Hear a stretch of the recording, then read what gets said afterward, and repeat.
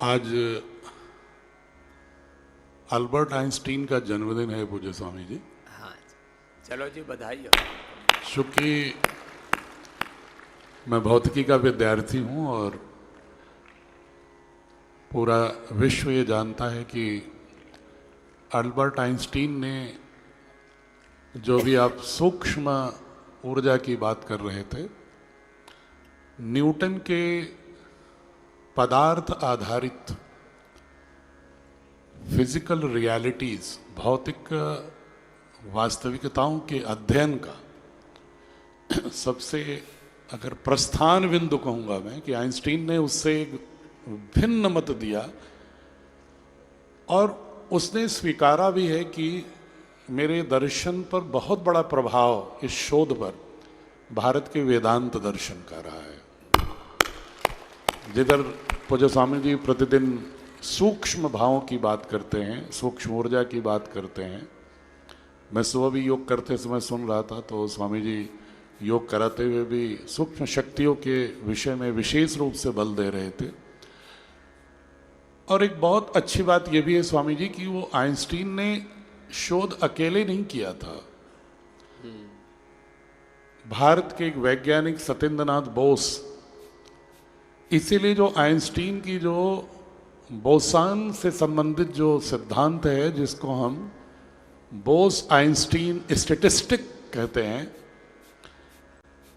जो पूरा का पूरा हमारे वेदांत दर्शन की अभिव्यक्ति है कि जो कहता है कि जो सब पार्टिकल्स हैं, जिसको बोसान के नाम से उन लोगों ने एक पार्टिकल की खोज की थी कि जो सबसे छोटा कण है, सब पार्टिकल है, उसको जब -273.15 डिग्री सेंटीग्रेड तक अगर हम उसको ठंडा करते हैं तो संघनित होकर के सूक्ष्म भी स्थूल के रूप में दिखने लगता है। तो बहुत सारे लोग सवाल उठाते हैं ना कि भारत का वेदांत दर्शन तो मात्र एक काल्पनिक भावनात्मक एक धारणा है, लेकिन जब ये क्वांटम मैकेनिक्स किस तरह से माइक्रो मैक्रो में परिवर्तित होता है, मैक्रो माइक्रो में, स्थूल सूक्ष्म में परिवर्तित होता है, तो जो सांख्य दर्शन है, मैटर और स्पिरिट, पुरुष और प्रकृति, उसी की अभिव्यक्ति ही आइंस्टीन के सिद्धांत में होता है। इसलिए भारत पूरी तरह से आधुनिकतम विज्ञान की यात्रा की भी आत्मा और केंद्र बिंदु रहा है। आइंस्टीन ये भी कहता है कि अगर भारत की गणित का दशमलव सिस्टम और प्लेस वैल्यू सिस्टम अगर भारत से यूरोप ने नहीं सीखा होता तो हम विज्ञान की इस प्रगति के रथ को आगे नहीं बढ़ा पाते। वह इसलिए भारत की कृतज्ञता भी ज्ञापित करता है। तो इसलिए मैं उसको एक ऋषि के रूप में उसके जन्मदिवस की बधाई देता हूं, क्योंकि उसने कभी अपने ज्ञान को अपने तक केंद्रित नहीं किया, बल्कि जहां से प्रेरणा मिली उसको कृतज्ञता भी ज्ञापित किया। उसके स्रोत के प्रति कृतज्ञ भी रहे।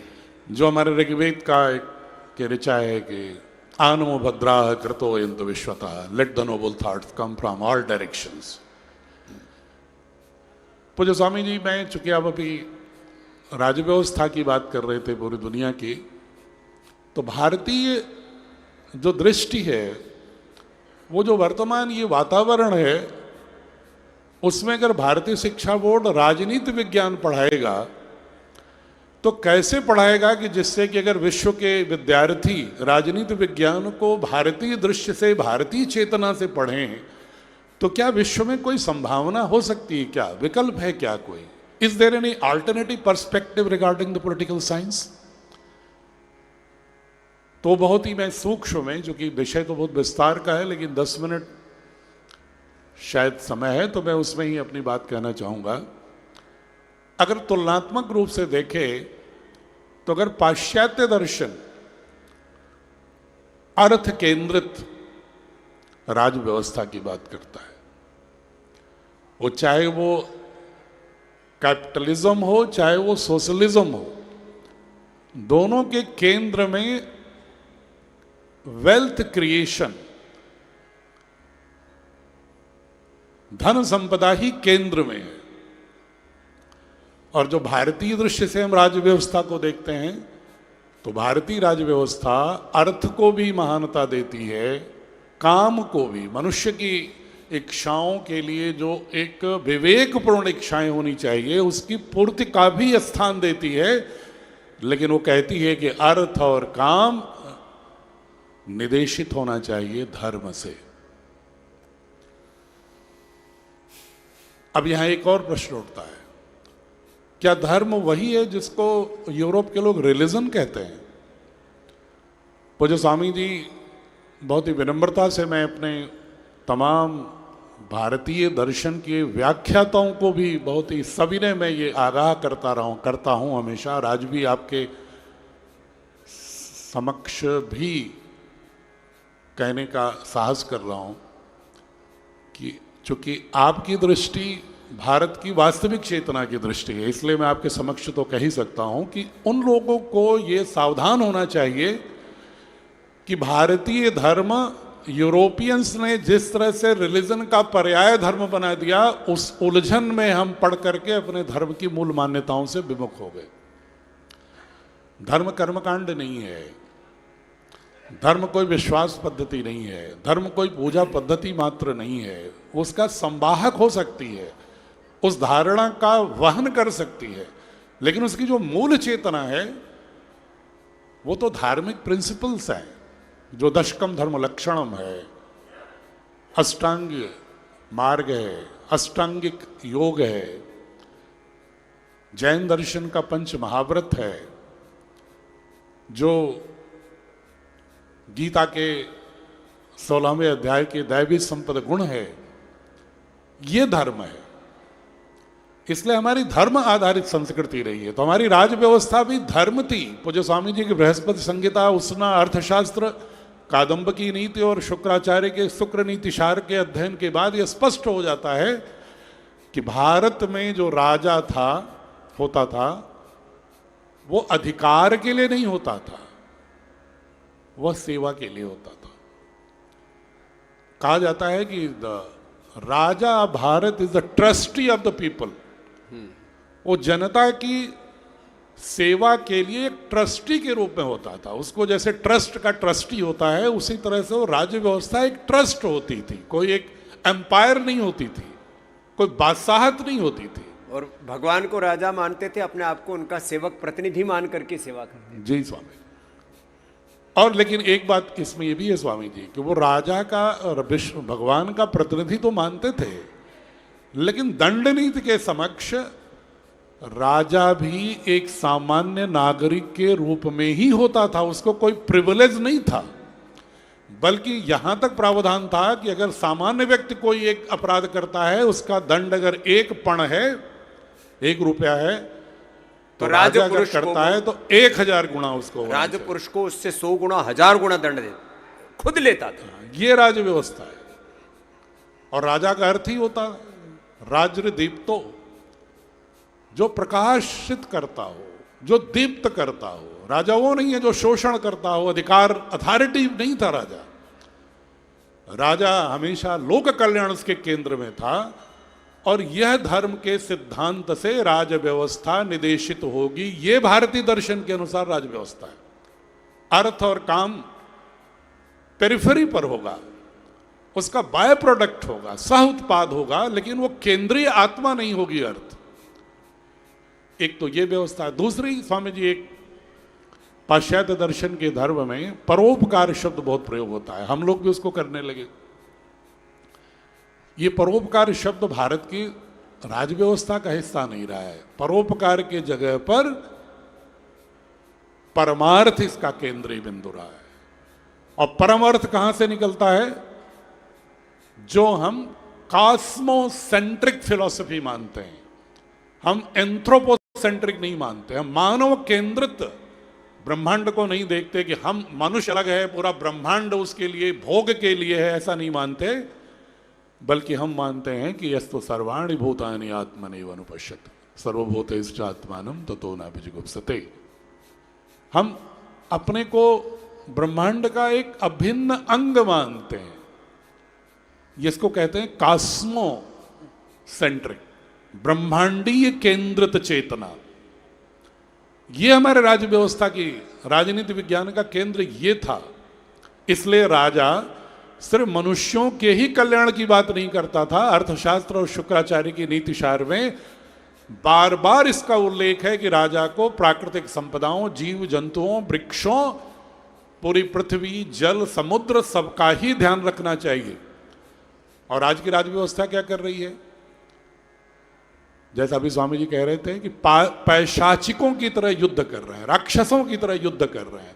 मानवतावाद की बात करने वाले लोग आज उस तरह से युद्ध कर रहे हैं जैसे कि दो बिल्कुल विक्षिप्त लोग एक दूसरे पर पत्थरबाजी करते हैं।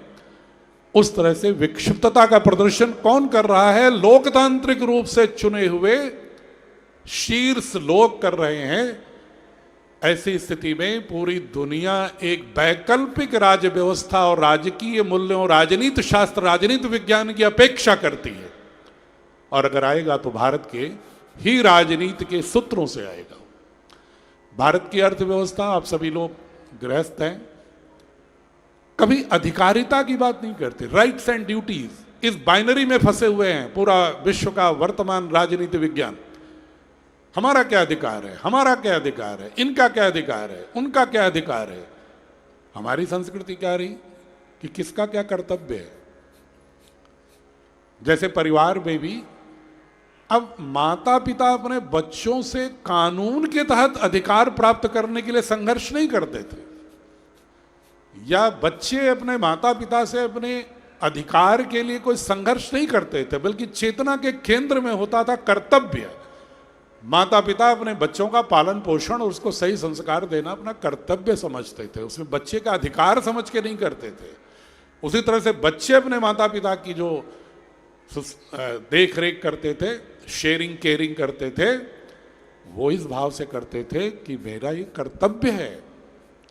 इसी तरह राज्य व्यवस्था में सत्ता का भाव केंद्र में नहीं था, सेवा का भाव केंद्र में था। तो सत्ता, सेवा, परमार्थ, परोपकार, अर्थ, धर्म, इसी तरह रूल बेस्ड। पूज्य स्वामी जी पूरी जो पाश्चात्य का जो नैरेटिव है वो है कि कानून नियंत्रित करता है सबको, कानून की इसका सिस्टम बना दीजिए तो पूरी व्यवस्था ठीक हो जाएगी। अरे लाखों लाखों विधान बन चुके हैं पूरे विश्व के विभिन्न भूखंडों में, लेकिन मनुष्य अपनी दिव्यता को छोड़ करके पाश्विकता की ओर तेजी से ज्योमेट्रिकल प्रोग्रेशन में आगे बढ़ता जा रहा है।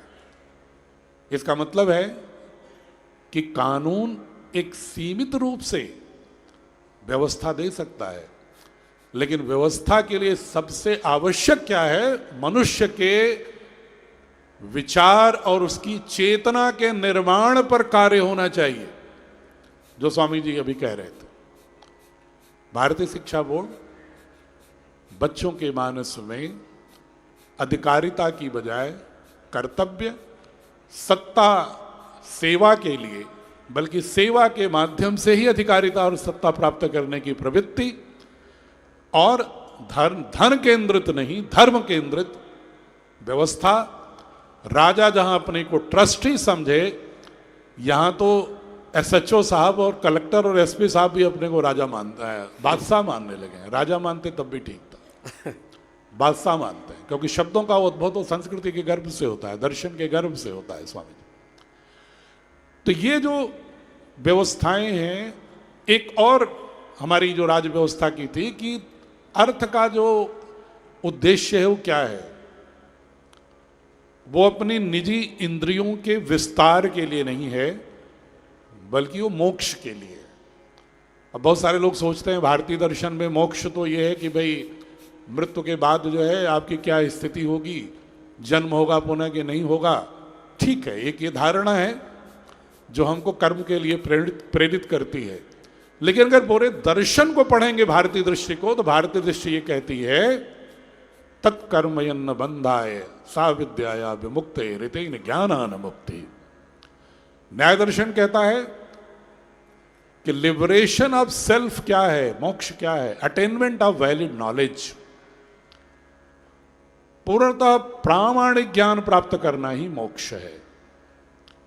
अपने मैटर और एनर्जी दोनों में जो मूल स्वरूप आप ऊर्जा हैं, इसका बोध होना ही मोक्ष है।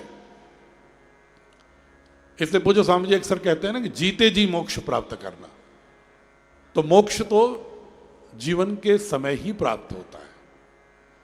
जिस व्यक्ति की चेतना में पूरे ब्रह्मांड का विस्तार होता हो, उसका डायमीटर बहुत ही संकुचित न हो और वो पूर्णतः अपने को ऊर्जा के भाव में रहे, योग चित्तवृत्ति निरोधा, जो अपने एनर्जी स्टेट में हो जाए, क्वांटम स्टेट में हो जाए, वेव फंक्शन के रूप में हो जाए, उसमें किसी प्रकार का डिकोहेरेंस ना हो, विकृति ना हो, मैटर होते हुए भी उसकी सूक्ष्म ऊर्जा की अनुभूति के रूप में स्वयं के विषय में आत्मबोध हो जाए, ये भारतीय दृष्टि अगर होगी तो शायद Swami ji Hitler, खोमनई, Trump, Netanyahu जैसे लोग, स्टालिन जैसे लोग, मैं मद्रास के स्टालिन की बात नहीं कर रहा हूं,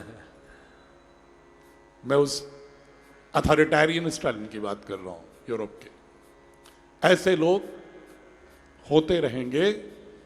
और अगर भारतीय शिक्षा बोर्ड इसलिए मात्र भारत में ही चेतना के निर्माण के लिए आवश्यक नहीं है, बल्कि भारतीय दृष्टि की आत्मा को वैश्विक स्तर पर प्रसारित करते हुए पूरे विश्व के राजनीति विज्ञान के आइडियोलॉजिकल जो बाइनरीज हैं उससे बाहर निकालते हुए एक नए राजनीति विज्ञान के अध्याय, सिद्धांतों और वैचारिक पृष्ठभूमि को गढ़ने का कार्य करने के लिए भी भारतीय शिक्षा बोर्ड कार्य करे, ये दृष्टि है भारतीय शिक्षा बोर्ड। और इसके लिए स्वाभाविक रूप से भारत के सारे दर्शनों का मंथन करना होगा। मात्र सतह पर तैरने से भारतीय दर्शन की सही आत्मा को सभी विषयों में समग्रता से स्थापित करने में, उसको न्यूक्लिएट करने में, उसकी नाभिक में पुनः स्थापित करने के लिए जो लगभग 1000 वर्षों से भारत की भी वैचारिक नाभि से खिसक गया है, भारतीय शिक्षा बोर्ड उसी पर पूज्य स्वामी जी के नेतृत्व में पुरुषार्थ कर रहा है। मैं सभी भारतवासियों से ही नहीं बल्कि सभी विश्व के लोगों से भी अनुरोध करूंगा कि ये वर्तमान की इस प्रवृत्तियों से अगर समाधान चाहते हो, 21वीं सदी में पृथ्वी और मानवता की रक्षा चाहते हो, तो बच्चों के एल्गोरिदम में भारत की उस ब्रह्मांडीय चेतना और एक समग्र दृष्टि को नाभिकीय रूप में स्थापित करने के लिए भारतीय शिक्षा बोर्ड या इस धारणा से चलने वाले किसी भी बोर्ड के साथ ही अपने बच्चों का निर्माण करें, जिससे सही संदर्भों में हम दिव्यता की ओर आगे बढ़ सकें। बहुत बहुत प्रणाम स्वामी जी।